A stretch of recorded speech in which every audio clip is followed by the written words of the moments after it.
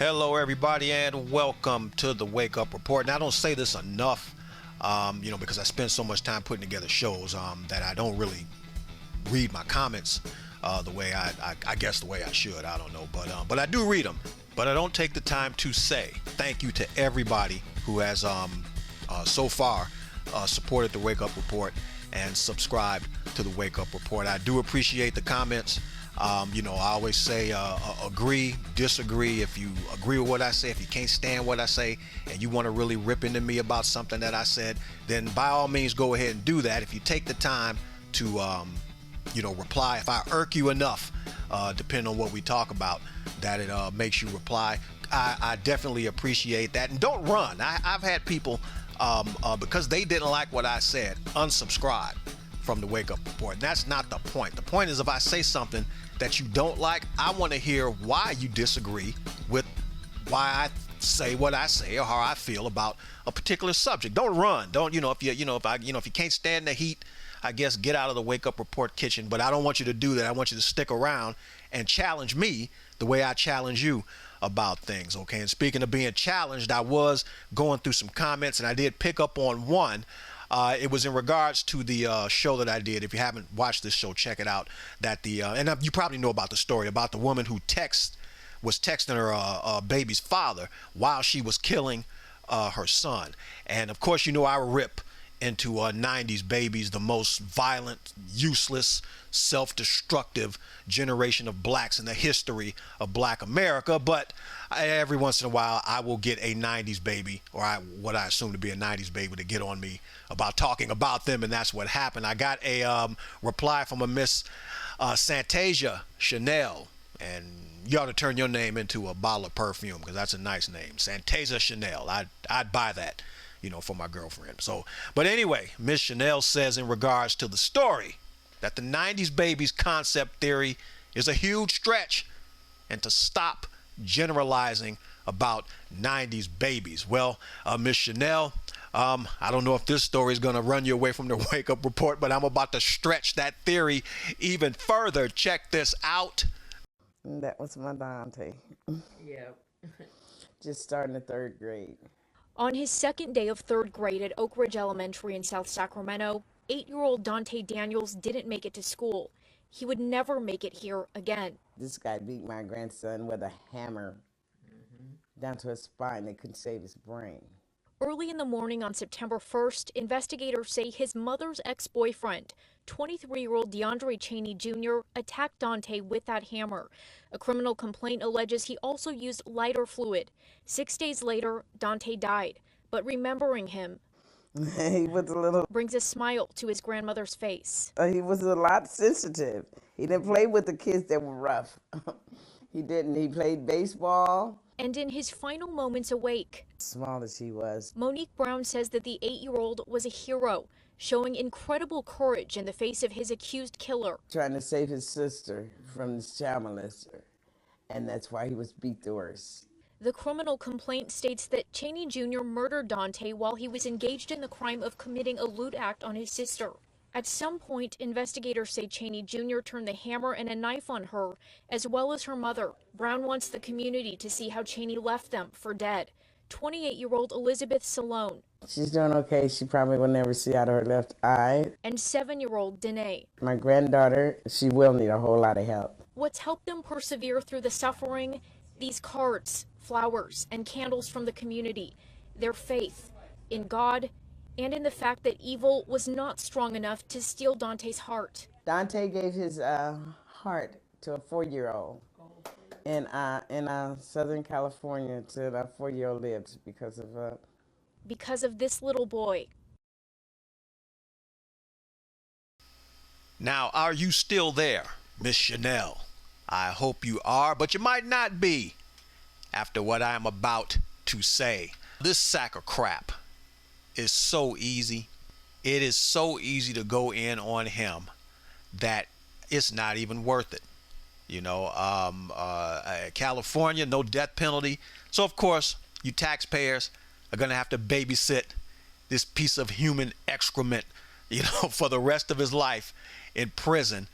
You should have kept him there since day one. But, he is not the problem in this story. You see that dumb bitch laying in that hospital bed? She's the problem. I could care less what happened to her. I feel for her children. I feel for her little boy. I feel for the fact that an 8-year-old boy tried to do what his grown-ass daddy, who ain't in the picture, should have been around to do. I feel sorry for the little girl who was brutalized by a serial rapist, a child molesting piece of scum. So I feel for those kids. But that heifer, I could care less about her. She got exactly what she deserved. Her mama, her grandmama, all those women that were in that news clip boo-hooing and talking and holding up pictures and all that crap, they all got exactly what they deserved. In a previous show, I asked the question, which ironically, I believe that show was Dad Beats Daughter into a Coma on Father's Day. If you haven't seen that show, look at that show. Because usually what I like to do is, if you backtrack my shows, it will show a pattern of consistency. So you may not agree with how I say things, but I have never faltered from what I believe when it comes to certain subjects. But in that show, I asked the question, if you found out or if you knew that there was a daycare center, a child care center, that was offering free child care for your children, but the people running it were child molesters, would you leave your child or take your child and leave your child at that daycare center?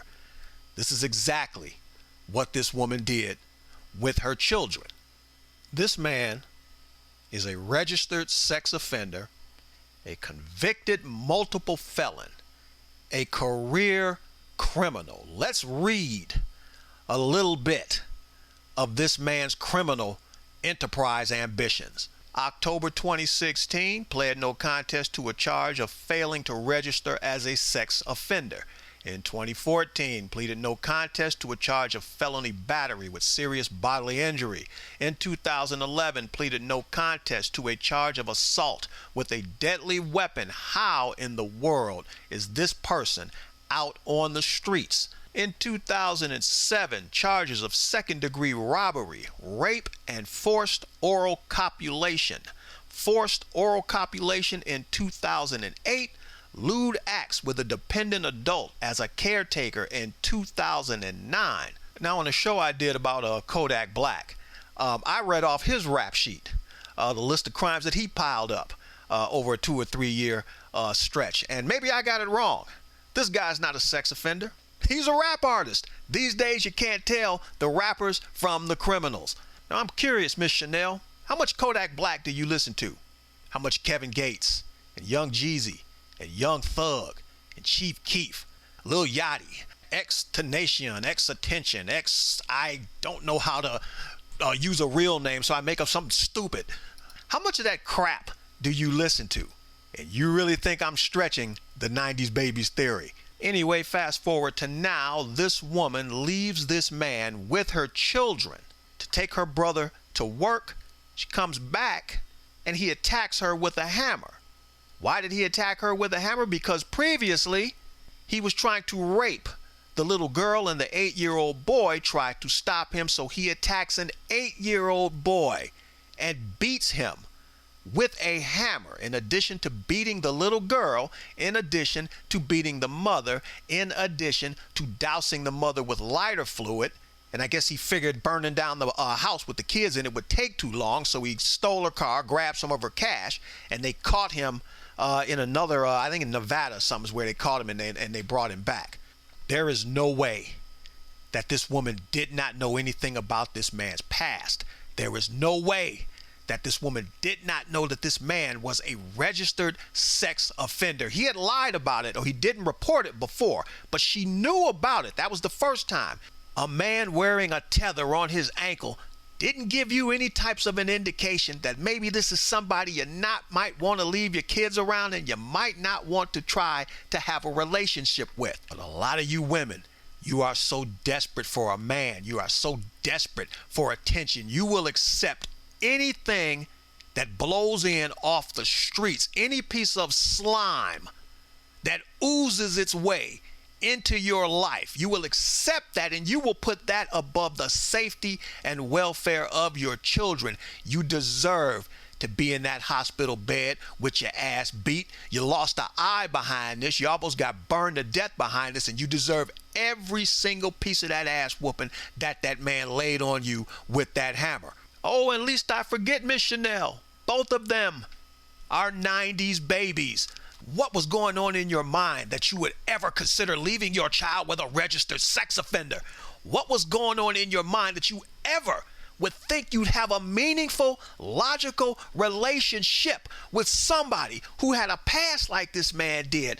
Oral copulation, a felony assault, lewd acts, you name it. And you looked at this man and said, this is somebody that I would love to have a relationship with. This is somebody that's going to help me raise my children. You brought a demon into your house and a demon around your children. And when that demon turned on you, now we are supposed to feel sorry for you.